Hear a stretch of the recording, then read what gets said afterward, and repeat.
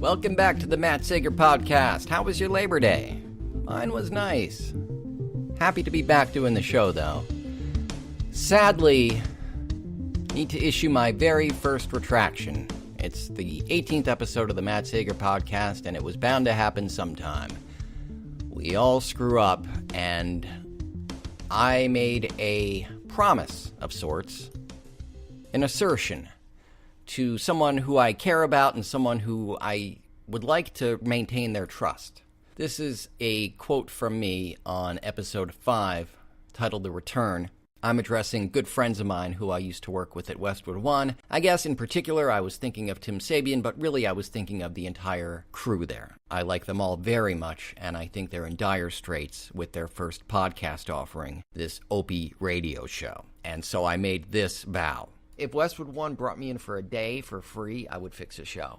I'd be happy to. Not only because I think he can and should be doing better, but because I've got real affection for people like his program director, Tim Sabian, and most of the people at Westwood One. Now, I certainly don't take back the part about having affection for Tim and the rest of the crew at Westwood One, or that I would be happy to work with them on any number of things, but I can't fix this show. This show is irreparable. If you listen to my initial critique of Opie Radio on episode 5 of my own podcast, chief among my many, many complaints, complaints doesn't really cover it. This is an abomination. But what was immediately striking to me about this veteran professional broadcaster working at a gigantic broadcasting company is that he didn't have a studio and he didn't have guests. Now, his latest episode of the Opie Radio podcast, episode 35, Back in the Game, has both a guest and a studio. And somehow it's much, much worse.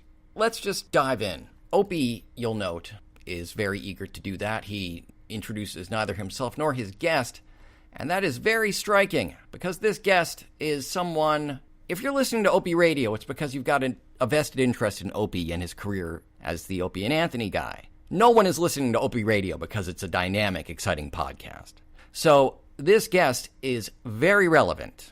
This is someone with whom he's got an extensive history, and yet just roll the theme. And by the way, the theme is something else I complained about, and I think many others have. The theme to Opie Radio is a weird, askew version of the theme song that Opie and Anthony used to open their show with. And my complaint was that it was a misleading and sort of, for a guy who's making the claim that this is something he's really excited about, this is something he's always wanted to do, he wanted to do something different, he wanted to branch out on his own and carve a new path, it's odd that he would open with the exact same theme song. He's now in Twitter wars with Anthony Cumia, Jim Norton, Sam Roberts, everyone he's ever worked with, basically. He's in a feud with online, saying that, oh, they're stuck in a rut, they're doing the same old O&A crap. Well, why open with anything resembling your old theme song, let alone a bad cover? But rather than address that with, say, a new opening, they just beefed it up. It's produced like crazy. Anyone who listened to music in the 80s and hated how overproduced they were because you couldn't just have one guitarist, you had to have 9 guitar tracks, they've got an orchestra of shitty electric guitar players doing the Opie and Anthony cover. That was not the problem, and that does not fix things. But, yeah, we now have a very, very, very deluxe version of this cover of the Opie and Anthony theme, which then leads into this guest, and both Opie and the guest most certainly need an introduction. There is a backstory here like crazy. But no, let's just dive right into it, face first, see where it takes us, and boy does it get interesting fast. Yeah, they've got an orchestra of shitty guitar players for this O&A theme cover. Now let's meet the guest.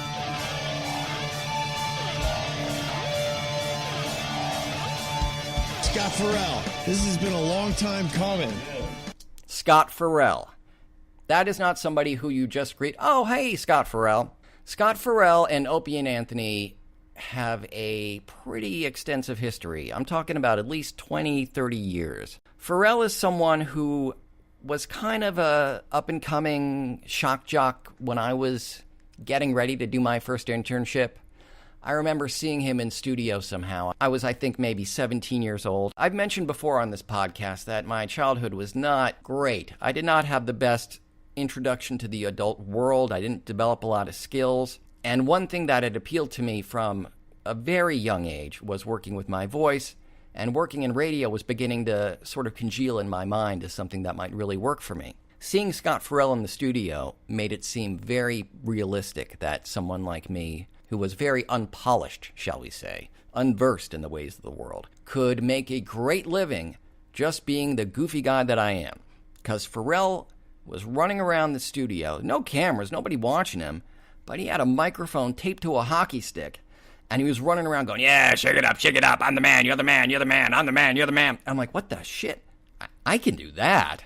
But the years have not been kind. Let's listen to what he's got to say to this guy who, actually, the two of them, last we checked in on Farrell and Opie, as far as I know, they despised each other, were warring first as terrestrial enemy foes, then it got really ugly when Opie was on XM and Farrell was at Sirius on the Howard Stern channel. It got really ugly, really personal. Opie's got a Howard Stern fixation, and Farrell became quite loyal to Howard and so went after Opie and was like, yeah, Opie and Anthony, I really hate him. Screw them, I never liked those guys. And it got really ugly and really personal and protracted, and the Opie and Anthony listeners got involved with making Farrell's show unlistenable by just calling it nonstop with harassing phone calls, and it went back and forth, and there's been no update up till now. Just, hey, Scott Farrell, how the heck are ya?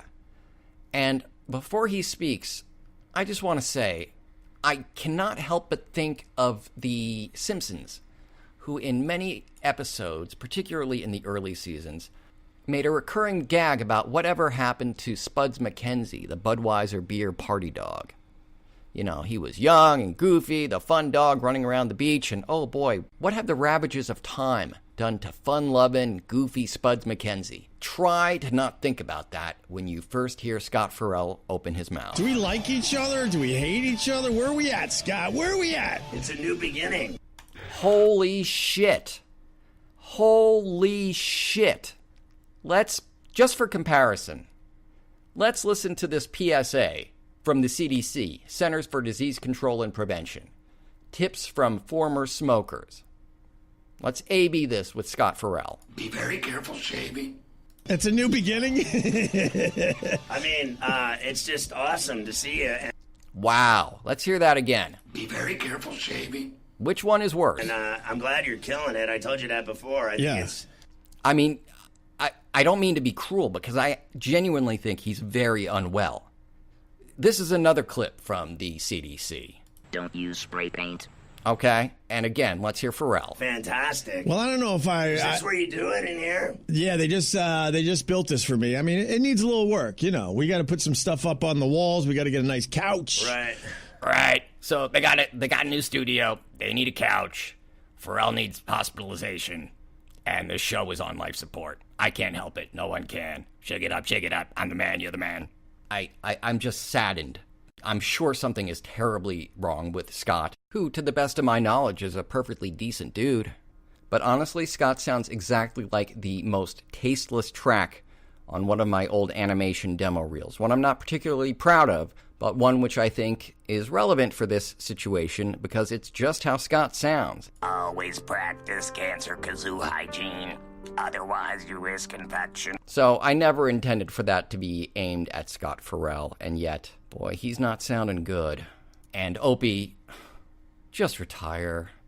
The money is not an issue. He's a multi-millionaire. There's been a lot of scuttlebutt about what Westwood One is or is not paying him and the general consensus. And this is all rumor, okay? I'm not claiming any inside knowledge because I have none. But the scuttlebutt is that it's quite little.